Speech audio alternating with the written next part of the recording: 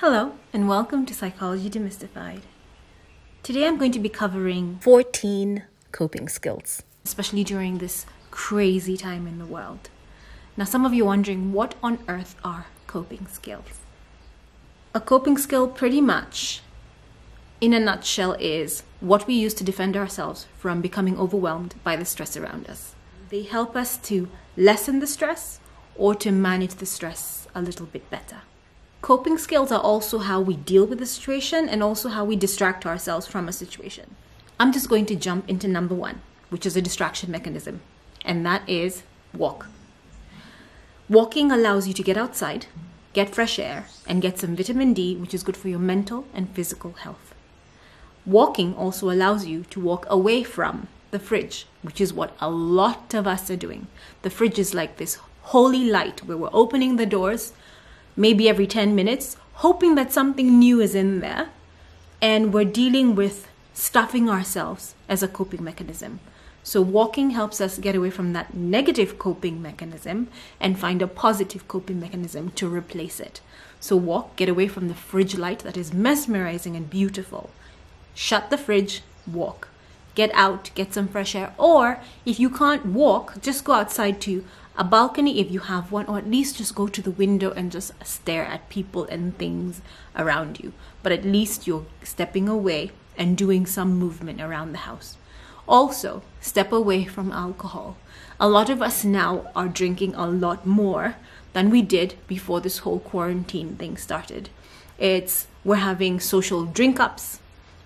We're having, some people are having meetups, which they're not supposed to do.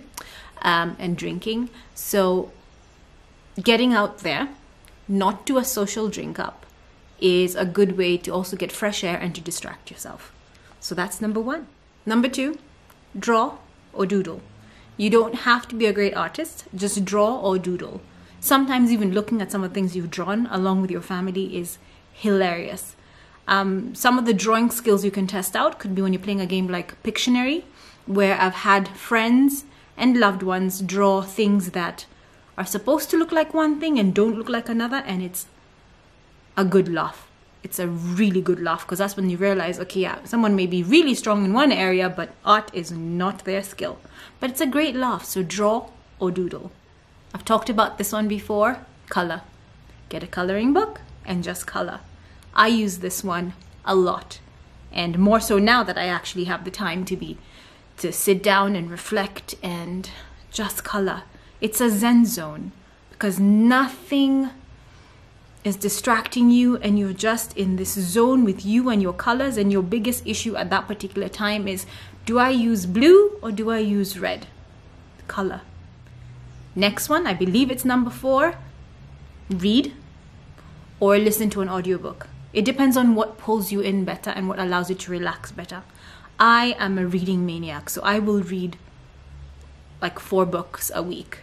It's not because I have extra time, it's just how I de-stress.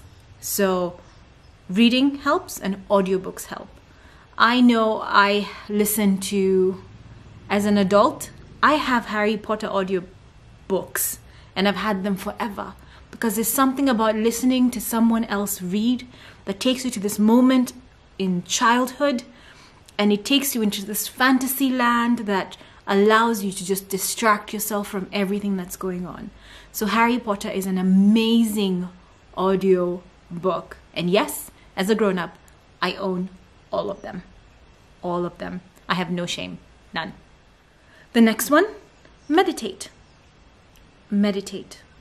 And I don't mean, a lot of you when I say meditate are thinking that I'm asking you to sit cross-legged and chant and do the thing. That's not what I'm asking you to do.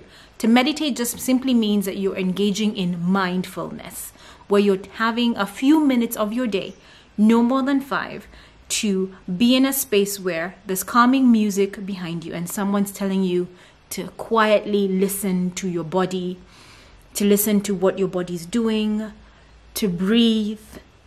Yes, it may sound fruity to some of you, but at the same time, try it. Don't knock something until you've tried it.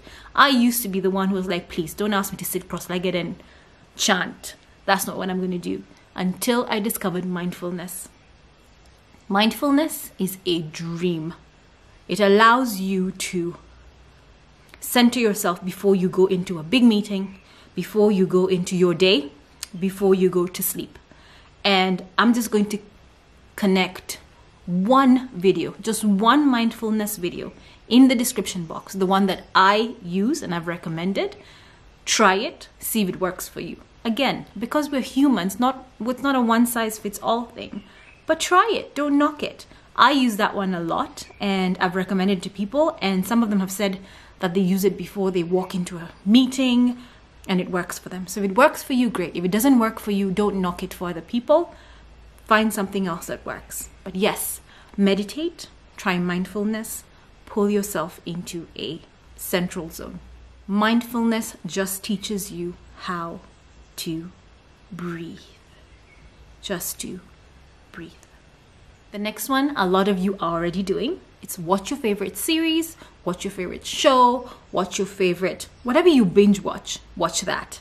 Because that allows you to get distracted and dive into their world. I've been exploring lots of different options. My genres keep changing. Sometimes it's action, sometimes it's romance, sometimes it's comedy, sometimes it's reality. And some of these reality shows suck you in and you're thinking, why am I so into these people's lives? But it's crazy and it's funny and it's a distraction. It's distracting me from life and it's a coping skill. So if that coping skill works for you, use it, use it, use it. If you are currently watching a series that is amazing and you think that we definitely should dive into it, please tell us about it in the comment section below, because I know I'm dying to find new things, because I feel like I'm running out of stuff, but I know there's stuff out there, but I also don't want to watch everything. And a lot of people are like me, they like to use movies as a distraction. Help us out, tell us what you're watching that keeps you engrossed. I've discovered, or rather I know about me, for me it's about action, and I'm talking about quick action like SEAL Team and Fauda and stuff like that. For some people, they want to dive into romance, and that's fine. Everyone has their thing. But if you have one that you think we must watch, please tell us about it. Another one that I'm watching again, even though I watched it before, is Tyrant. Yeah, I seem to kind of like action quite much. I know it's surprising, but that's me. I just love quick action and fighting. That's it. So what's yours? What's your guilty pleasure? Tell us about it in the comment section below. Share. Please share. Please share. Another one is challenge your brain. Challenge your brain with crossword puzzles, with just puzzles. Some games you can download on your phone. I know I like word games, so I'm really engrossed in that and I'm really competitive. So find something that challenges you and that makes you feel like you're using your everything. Another one that I didn't realize or feel was as effective is writing positive notes to yourself. These are like positive affirmations where when you look at them, you remember, yeah, today I need to have a good day, and they need to be positive, because in this world where we're listening to news that just borders on sad, sad, sad, you need a picker-upper. And having these post-its around your house or where you can see them, especially if you don't live alone, is a great thing to have, and it's a good coping skill. I know the first time I actually saw it used publicly was on Being Mary Jane. She uses them all the time, and I thought, what a great idea. And yeah, it works. And yes, I have used them. So another thing, try it. If it's not your thing, next. The next one, clean. Simply clean. Clean something. Some of us hate to clean, but clean something. It's a good distraction. Just clean. I'm a clean freak, so for me this comes naturally, but not necessarily to everyone I know, but try it. Clean.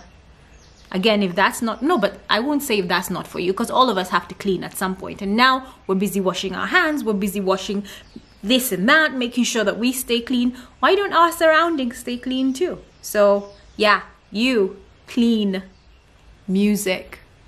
Create your own playlist. Become your own best DJ. You know what you like to listen to. So yeah, just jump into it. It might be something fun to do. It's your favorite songs. It doesn't matter if they're different genres. Who cares? You're not DJing for anyone. And DJing is a whole different skill that people really need to have a talent for. And you don't have to have it to enjoy this. So, yeah, have your own playlist. Put together your own music. And if you're so inclined, create your own music.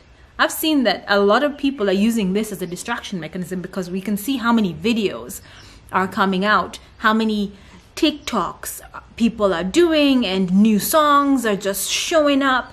Yeah, that's what people are doing. They're creating their own music. Well, create yours. No one may ever see it, but it's yours. Text someone something nice. Text someone a compliment.